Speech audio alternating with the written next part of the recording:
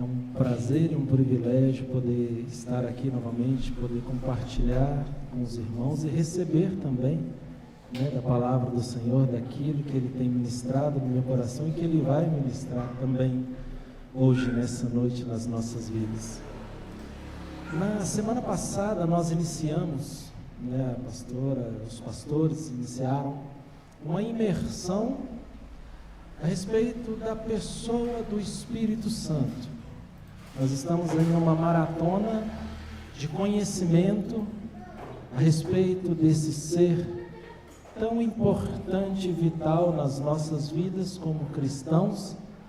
Se nós quisermos conhecer a Deus, hoje nós temos esse amigo que pode nos levar até o Senhor.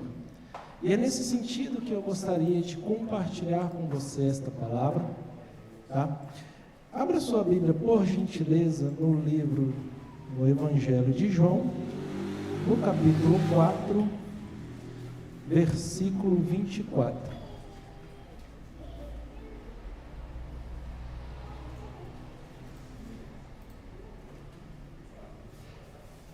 João capítulo 4, verso 24.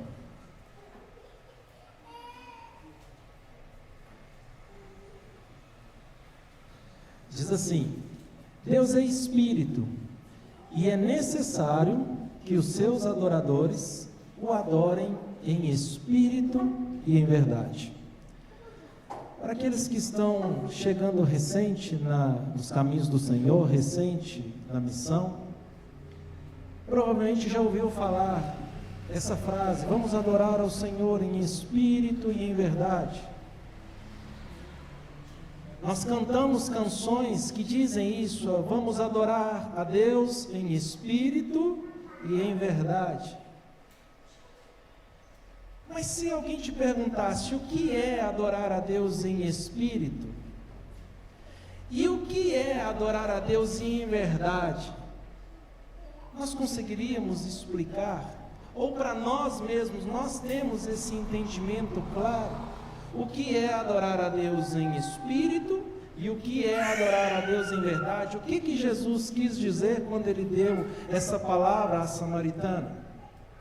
Sobre isso que eu gostaria de compartilhar com você. O tema dessa ministração é em espírito e em verdade. Eu quero compartilhar e dividir em duas partes. Eu vou falar primeiro do em espírito e depois eu vou falar da parte do em verdade. O texto que nós acabamos de ler, ele já no começo ele diz: Deus é espírito. Significa que Deus ele não tem a forma nem os componentes que nós temos. Ele não tem carne, ele não tem osso. Deus ele é espírito. E ele habita num plano, numa dimensão, num lugar espiritual, diferente do que nós estamos. Certa vez, num determinado momento da história, Deus decidiu criar novos adoradores. Ele poderia ter feito esses novos adoradores lá no céu, nas regiões espirituais, mas Ele decidiu, com a sua capacidade criativa, inventou a matéria. E para isso Ele criou então uma nova dimensão, uma dimensão material, que nós chamamos ela de universo. E no começo, em Gênesis, nós lemos isso no capítulo 1, nós vimos essa criação de Deus e é perceptível o entendimento que Deus ele tinha, e Ele queria estar junto com os homens o tempo todo. Adão não precisava sair da casa dele para poder vir até a igreja, buscar o Senhor e sentir a presença. Onde Adão ia, a presença de Deus estava ali. Não havia pecado nesse plano, não havia pecado no mundo material. A glória de Deus cobria todo esse lugar. E era tão forte, tão grande, que esse lugar chegou a ser chamado, certa vez, de paraíso.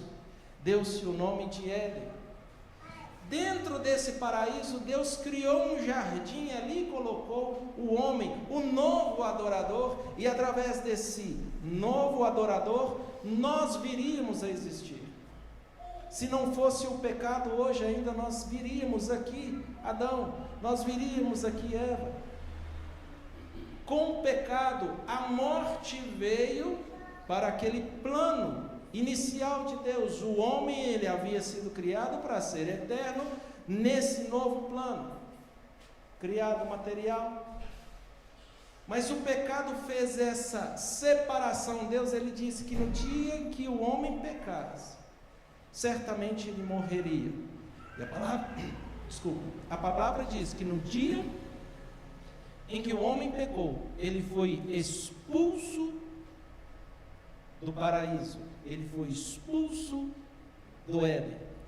Mas o homem continua na terra. Na minha cabeça, desde criança, eu tenho uma imagem assim: aqui em cima está o céu, e tem uma linha bem nítida separando o céu da terra, o mundo espiritual do mundo material.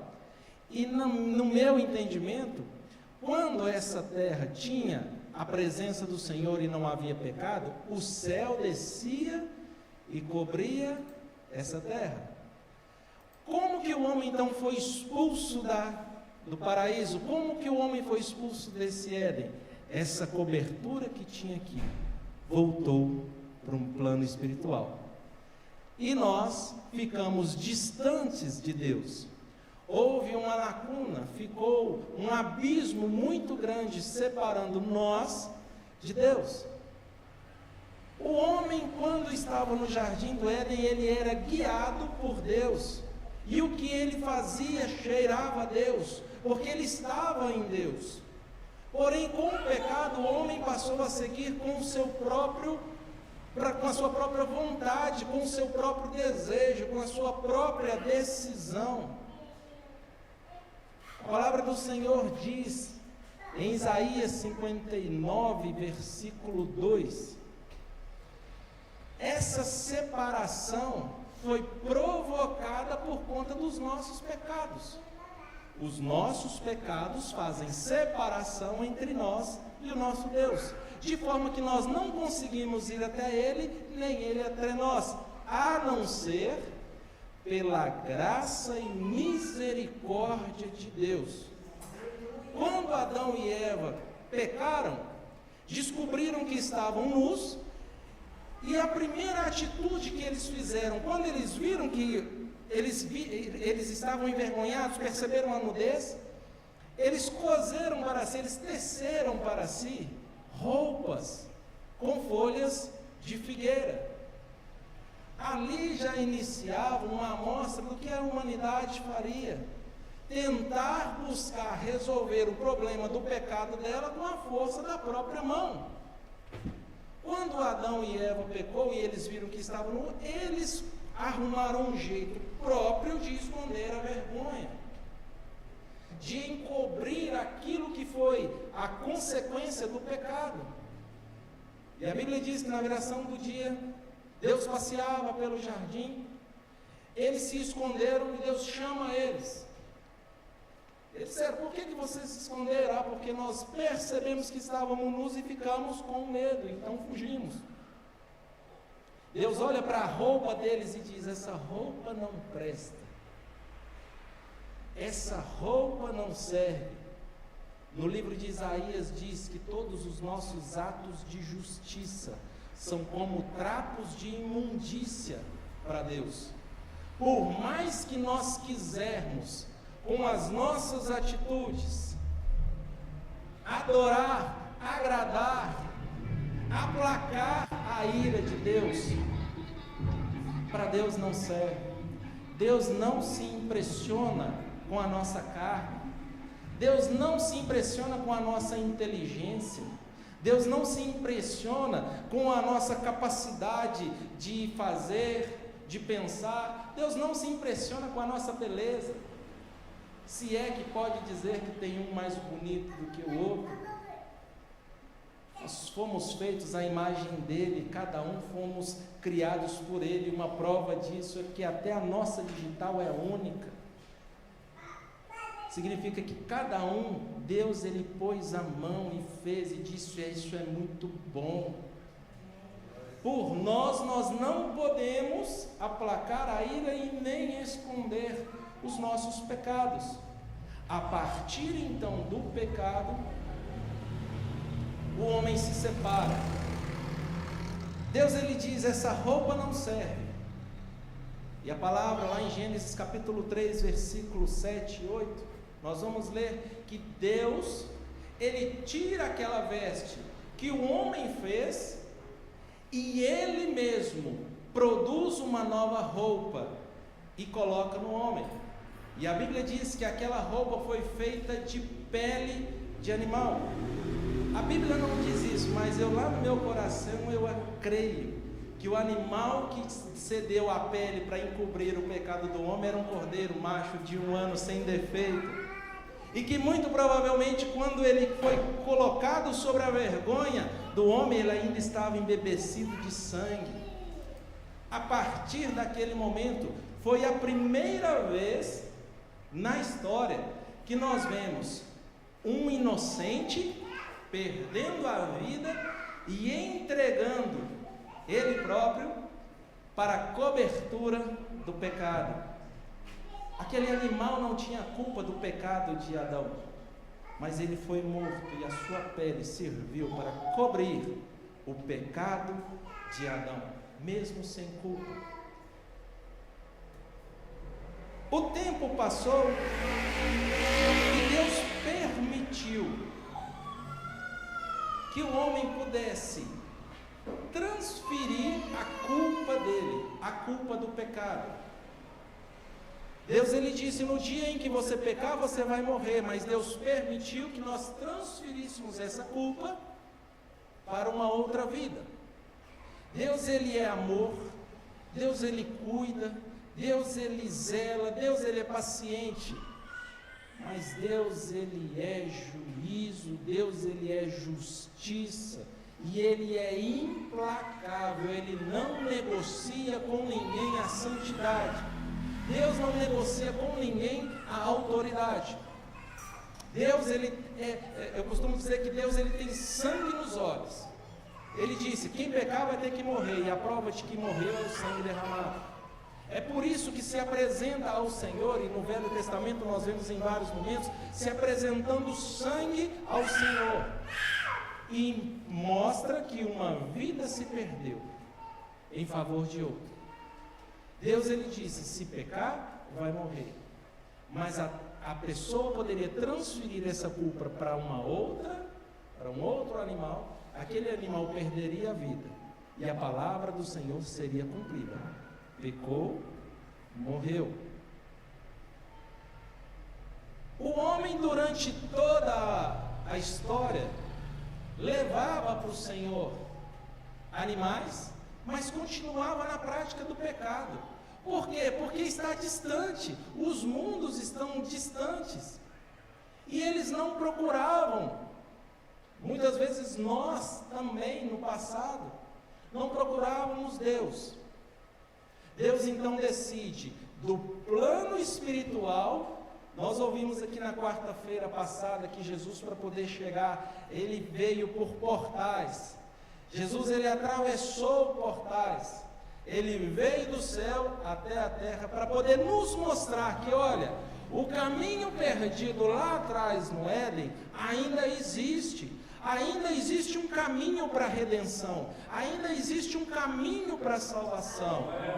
Ele veio, pregou a palavra, ensinou o caminho, morreu pelos nossos pecados, levou sobre si a nossa culpa e ascendeu aos céus. E ele deixou conosco o Espírito Santo, para que pudesse estar conosco todos os dias, nos consolando, nos trazendo à memória aquilo que nós perdemos lá atrás no Éden, para que nós não fôssemos por um inferno e pudéssemos voltar ao início daquilo que Deus preparou para nós. Está dando para entender isso que eu estou dizendo?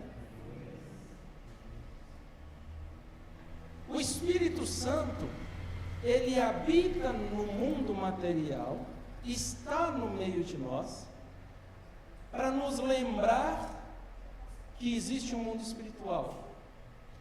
Ele está para nos provar que existe um plano espiritual, para nos convencer que Deus é Deus, juízo, amor, que Deus é o nosso dono. O apóstolo Paulo, ele diz, eu gostaria que você abrisse a sua Bíblia, por gentileza, em Romanos capítulo 8. Olha o que o apóstolo Paulo diz a respeito do Espírito Santo.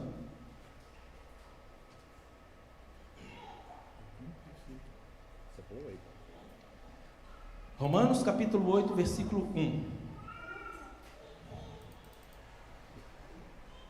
Diz assim: portanto, agora já não há condenação para os que estão em Cristo Jesus. Nós vamos ler até o 20. Porque por meio de Cristo, a lei do Espírito de vida me libertou da lei do pecado e da morte. Porque aquilo que a lei fora incapaz de fazer por estar enfraquecida pela carne, Deus o fez enviando o seu próprio Filho à semelhança do homem pecador, como oferta pelo pecado, e assim condenou o pecado na carne, a fim de que as justas exigências da lei fossem plenamente satisfeitas em nós, que não vivemos segundo a carne, mas segundo o Espírito.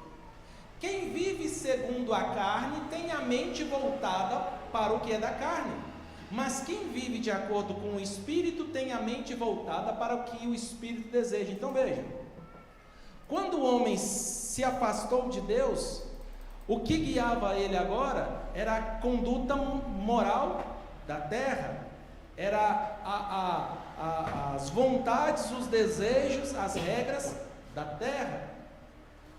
O que o apóstolo Paulo está dizendo, que aquelas pessoas que dão atenção ao Espírito Santo conseguem se conectar com as coisas do céu e não dão atenção às coisas da carne, da terra. Versículo 6. A mentalidade da carne é morte, mas a mentalidade do Espírito é vida e paz. A mentalidade da carne é inimiga de Deus, porque não se submete às leis de Deus e nem o pode fazer. Quem é dominado pela carne não pode agradar a Deus. Veja, quem é dominado pela carne não pode agradar a Deus. Entretanto, vocês não estão sobre. Entretanto, nós não estamos sobre o domínio da carne, mas sobre o domínio do Espírito. Se de fato é que o Espírito de Deus habita em nós. E se alguém não tem o Espírito de Cristo, não pertence a Cristo. Mas se Cristo está em vós, o corpo já está morto por causa do pecado, mas o Espírito está vivo por conta da justiça. E se o Espírito daquele que o ressuscitou, e se o Espírito daquele que ressuscitou Jesus dentre os mortos habita em nós, aquele que ressuscitou a Cristo dentre os mortos também nos dará vida nos nossos corpos mortais, por meio do Espírito que habita em nós. Então veja, quando o homem ele se separou de Deus e a morte passou a reinar na vida dele, o que o apóstolo Paulo está nos ensinando é que o Espírito Santo aqui na terra, ele faz com que o nosso corpo esteja morto para o mundo, mas que nós estejamos vivos para Deus. Nós não somos como aqueles que estão no mundo se perdendo, perecendo em caminho para o inferno, mas nós que ouvimos a palavra de Deus e recebemos ela de bom grado no nosso coração, como nós estamos fazendo aqui agora, dedicando o nosso tempo, dedicando a nossa atenção, dedicando a nossa saúde, nós estamos parando para ouvir o Espírito Santo falar nas nossas vidas. Nós estamos buscando vida para nós. Versículo 12.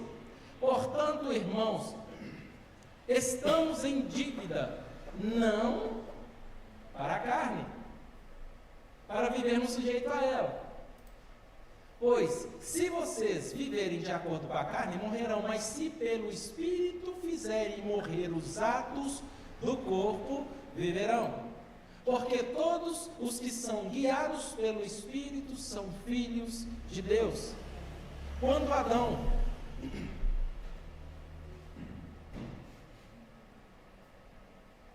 Adão estava no Éden sem o pecado, ele era guiado por Deus, ele estava em Deus. Naquele exemplo que eu dei a glória do céu descendo e cobrindo a terra, Adão estava em Deus, ele era guiado por Deus. Porém, com a separação, ele passou a ser guiado pela sua própria vontade. Mas Deus nos enviou o Espírito Santo para que nós pudéssemos experimentar, ainda que tenhamos nascido no pecado, ainda que estejamos separados do Senhor, para que nós possamos viver guiados pelo Espírito Santo, e que Ele vá nos direcionar as nossas atitudes, direcionar os nossos pensamentos, direcionar as nossas forças, para que a gente possa alcançar um coração agradável a Deus. Versículo 15, pois vocês não receberam o Espírito que os escraviza para novamente temerem, mas receberam o Espírito que os torna filhos, por meio do qual filhos por adoção, por meio do qual clamamos Abba Pai. O próprio Espírito de Deus testifica com o nosso espírito que nós somos filhos de Deus. O Espírito Santo nos traz esse entendimento. A partir do momento que nós passamos a dispor tempo para ouvir a palavra do Senhor, dispor tempo para receber do que Ele tem para nos ministrar, nós conseguimos entender que nós não somos desse mundo, que esse mundo não tem nada para nos oferecer de bom. Versículo 17. Se somos filhos, somos herdeiros, herdeiros de Deus e co-herdeiro com Jesus, se de fato participamos dos seus sofrimentos, para que também participemos da sua glória. Considero que os nossos sofrimentos atuais não podem ser comparados com a glória que nos será revelada. Veja, é sofrimento você sofrer uma injúria e não revidar. É sofrimento você sofrer um dano, sofrer uma traição. E aí eu digo de todos os âmbitos. Alguém te trair e você perdoar, não é fácil, isso é um sofrimento. Se humilhar, de certa forma, é um sofrimento. E o que o apóstolo Paulo está dizendo: se nós, enquanto na carne, nos sujeitarmos a esse temporário sofrimento, nós vamos alcançar uma recompensa eterna, para sempre. Versículo 19: a natureza criada aguarda com expectativa que os filhos de Deus sejam revelados. E o último texto: pois ela foi submetida à inutilidade, não pela sua escolha, mas por causa da vontade daqueles que a sujeitou. Até aí. Quando eu disse que eu ia falar de duas partes, adorar a Deus em espírito, o que Jesus disse para a samaritana é que a adoração não seria do jeito dela, não seria da forma dela. Deus não se impressiona com aquilo que a gente sabe, com aquilo que a gente consegue fazer. Ele não se impressiona com nada que nós podemos oferecer para Ele. Por isso a adoração não é por aquilo que eu consigo fazer, não é pela capacidade que alguém que canta tem de cantar. Se fosse assim, quem é desafinado não ia para o céu. Não é. Graças a Deus. Tem gente que desafina até na palma. Graças a Deus pela misericórdia de Deus que nos faz sermos reconciliados com Ele da maneira dele, e ele nos traz o Espírito Santo. E se nós ouvirmos o Espírito Santo, se nós ouvirmos a palavra dele, nós seremos guiados para o caminho de onde ele veio, de onde ele saiu. Nós também estaremos juntos com o Senhor. Isso é adorar a Deus em espírito, não da nossa vontade, não do nosso jeito, não da nossa maneira, mas da maneira do Senhor. E a segunda parte do texto diz que nós devemos adorar a Deus em verdade. Para exemplificar essa parte da verdade, eu vou usar como uma figura do tabernáculo. Mas antes disso, quando o homem pecou e Deus permitiu que houvesse a transferência de culpa, a transferência de pecado, antes de Jesus, era feito assim: a pessoa que houvesse cometido um pecado, ele deveria procurar Deus, ele deveria ir ao encontro de Deus, e Deus determinou um local específico para que o homem pudesse encontrar com ele, e esse local ficou chamado como tabernáculo. O tabernáculo, eu pedi o pessoal da mídia para poder separar para mim uma imagem, para que enquanto eu falar, ficar gravado uma memória ilustrativa. O tabernáculo, ele era um quadrado cercado de cortinas. E Deus disse para o povo lá no meio do deserto: quem quiser se encontrar comigo, quem quiser ter os pecados perdoados, quem quiser ter a comunhão novamente restaurada, precisa vir até a mim. O tabernáculo, então, ele era um quadrado cercado por cortinas, e só havia uma porta, uma entrada para aquele tabernáculo. Aquela porta, então, a gente pode chamar de único caminho, porque só podia entrar por ele. E logo quando aquele homem que pecou, que queria se reconciliar com Deus, ele entrava naquela porta, ele dava de cara para um altar. Era um caixote de madeira de 1,95 m, um quadrado de 1,95 m, com mais ou menos 1,45 m de altura. Madeira de acácia, revestido de bronze. E ali colocava-se naquele altar lenha.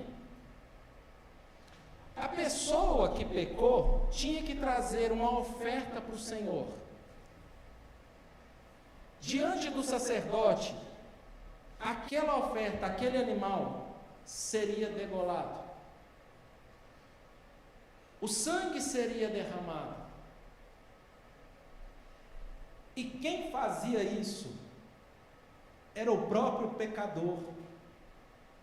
Aquela pessoa que pecou, que cometeu o pecado, ele levava o animal, ele impunha as mãos sobre ele e falava: eu estou transferindo a minha culpa para você. Jesus foi esse animal que nós colocamos as mãos na cabeça dele, mesmo ele sendo inocente. Nós colocamos as mãos sobre a cabeça dele e falamos: você é amaldiçoado no meu lugar. Quem cometia o pecado trazia o animal, colocava as mãos sobre ele, transferia o pecado para ele, matava ele. O sacerdote recolhia aquele sangue e aspergia no altar, falando: Senhor, uma vida foi perdida por conta do pecado, perdoa essa outra vida, libera essa outra vida do pecado. E depois que se fazia essa oração, esse cerimonial, pegava-se aquele resto mortal daquele animal e colocava em cima desse altar, e o fogo consumia e destruía, desaparecia com aquele corpo, mostrando que Deus nos perdoa os pecados, assim como está escrito lá em Miqueias, que Deus não faz menção do nosso passado de pecado, porque Ele joga no mar do esquecimento. A nossa vida de regresso, a nossa vida de pecado, ela pode ser mudada hoje. Nós não precisamos de cerimonial para poder entregar a nossa vida a Jesus. Nós podemos fazer isso agora, no lugar que nós estamos sentados.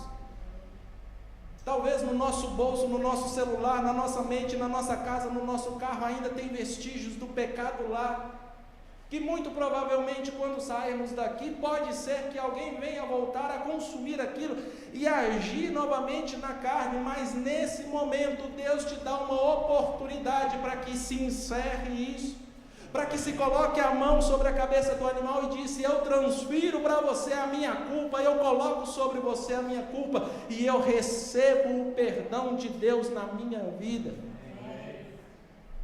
Veja só, isso que eu estou falando aqui do tabernáculo está no livro de Levíticos. Eu não vou ler nenhum texto, mas está no livro de Levíticos. Se na sua casa você puder, abre lá do Levítico capítulo 1 até o capítulo 10, você vai ver isso que eu estou dizendo. Deus tinha ordenado acender, na imagem ali dá para ver a fumaça subindo, era naquele quadrado ali que ficava o fogo. Quando foi inaugurado aquele altar, Deus mandou Moisés falar com Arão para preparar tudo do jeito certo, mas Deus disse: olha, não coloque fogo, coloque a lenha, mas não coloque o fogo, porque o fogo ele viria de Deus, simbolizando que as nossas atitudes não podem nos purificar dos nossos pecados. Isaías no capítulo 6, quando ele teve a visão que estava diante do alto e sublime trono do Senhor, ele se assustou e ficou com medo e disse: ai de mim que sou pecador, tenho lábios impuros e habito no meio de pessoas com lábios impuros. E a palavra nos diz que um serafim tirou do altar uma brasa e tocou nos lábios dele e disse: não está mais impuro aquilo que foi tocado. O fogo do Senhor nos purifica de todo o pecado. O Espírito Santo de Deus, ele é fogo que consome o pecado nas nossas vidas. O fogo, então, no dia que foi inaugurado o tabernáculo, o fogo desceu e a Bíblia diz que era tamanha a glória que as pessoas não conseguiam ficar de pé. Eles viram a glória de Deus presente, visível, na frente deles. Então, nesse processo, nessa caminhada de encontro com Deus, o primeiro passo, a primeira etapa que o pecador tinha que fazer era encontrar com o altar do sacrifício. Passando pelo altar do sacrifício, havia uma tenda, aquela que está ali no meio, e ela era dividida de duas partes. A primeira parte ali, ela chamava de lugar santo, e quando se atravessava naquela porta, se dava de cara com outro altar, igual está naquele desenho. Aquele altar ali se chamava altar do incenso, ou altar da adoração, assim como o salmista ele diz que suba as minhas orações aos céus como a fumaça. O sacerdote entrava ali 2 vezes por dia e acendia aquele altar, e a fumaça cobria aquele lugar. E ali havia um ambiente de adoração. Também só havia uma porta para entrar naquele lugar. E eu chamo aquela porta de verdade. E eu já vou te explicar o porquê. A palavra do Senhor, ela nos diz, a ordem dada para quem servia no tabernáculo, era que acendesse o fogo daquele altar. Porém, tirando uma brasa que viesse do altar do sacrifício. Não podia acender de outra maneira. Era do altar do sacrifício que se tirava uma brasa e levava até o altar da adoração, o altar do incenso, e colocava ali. E a fumaça subia como um aroma agradável ao Senhor, e ele recebia aquela adoração. Em espírito significa que não é do nosso jeito. Em verdade significa que não é do nosso jeito. Nadab e Abiú eram filhos de Arão, irmão de Moisés. Eles tiveram uma ideia brilhante. Vamos acender o altar do incenso com o fogo que a gente tem aqui, um isqueiro bique, um fósforo fio-luz. Não precisa da gente atravessar e ir lá buscar a brasa, vai dar trabalho pegar a brasa. Daqui mesmo a gente já está dentro do lugar de adoração, a gente já está dentro do lugar de adoração, não preciso sair lá para o sacrifício, eu posso daqui mesmo acender. E a palavra nos diz em Levíticos 10, que os dois morreram, quando apresentaram ao Senhor um fogo, e esse fogo foi chamado de fogo estranho. E por que é um fogo estranho? Porque não veio do altar do sacrifício. A verdade da adoração está no sacrifício.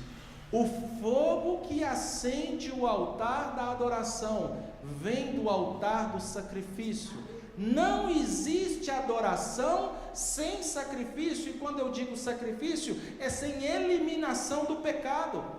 No altar do sacrifício é consumido todo vestígio do pecado. Nós então entramos na presença do Senhor e levantamos as mãos e diz: Senhor, receba a minha adoração. Porque senão, as músicas, ela tem poder de nos comover. Tem gente que se comove com vários estilos distintos e duvidosos, mas tem gente que se comove com tipos diferentes de música.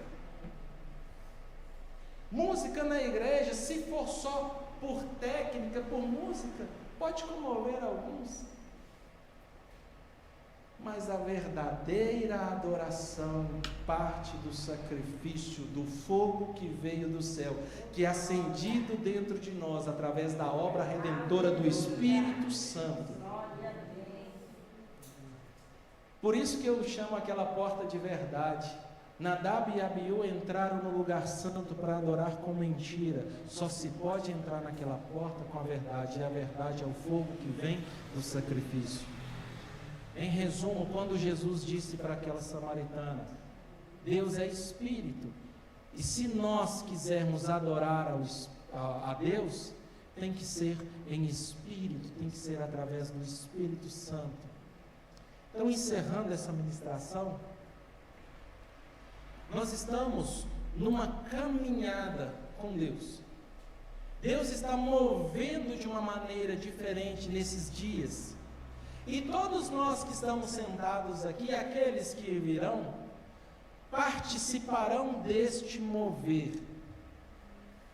Daqui a, hoje é dia 14, um pouquinho mais de 15 dias, nós teremos um momento aqui na igreja, preparado por Deus, um mover sobrenatural, uma conferência profética.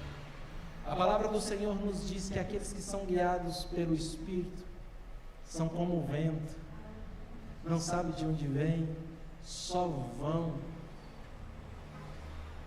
O tema da conferência é 4 ventos, de norte, sul, de leste a oeste. Seremos cheios e revestidos novamente da presença do Senhor. Mas para que esse mover não se perca, nós precisamos sair do plano material e entrar no plano espiritual, através do Espírito Santo. Todas as ministrações que nós vamos ouvir daqui para frente, vai falar disso. Que nós possamos receber, estar de coração aberto para receber essa palavra. E assim como está escrito, como Jesus disse, verdadeiramente adorar ao Senhor em espírito. E para encerrar, a primeira vez que a palavra adoração aparece na Bíblia é com Abraão levando Isaac. E ele diz para aqueles que estavam acompanhando ele: fiquem aqui, porque eu e o moço vamos subir, e a tradução da Bíblia é sacrificar.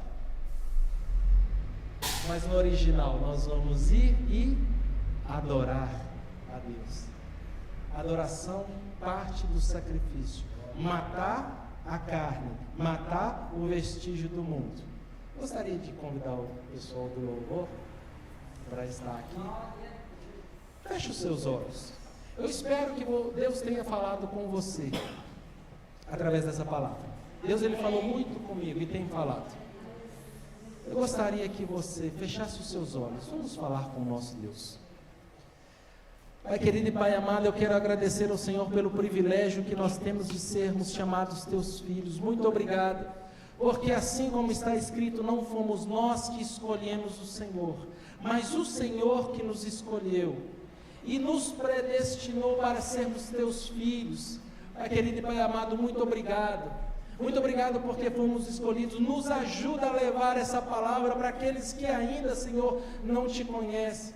Pai, que nós não venhamos apagar o fogo do altar nas nossas vidas, o fogo do sacrifício, ele possa arder, incendiar o altar da adoração, e que nós possamos estar sempre naquele lugar de adoração ao Senhor, que possamos passar pela porta da verdade, Senhor, com o fogo que vem do alto, com o fogo de Ti. Não permita receber o Teu Espírito, e que nós possamos agir e viver conforme o Teu querer. Pai querido e Pai amado, nós Te damos graças, Te louvamos por esse dom, Te louvamos, Senhor, ó Pai, por essa oportunidade que o Senhor nos dá, através do Espírito Santo, de conhecer a Ti, de adorar ao Senhor.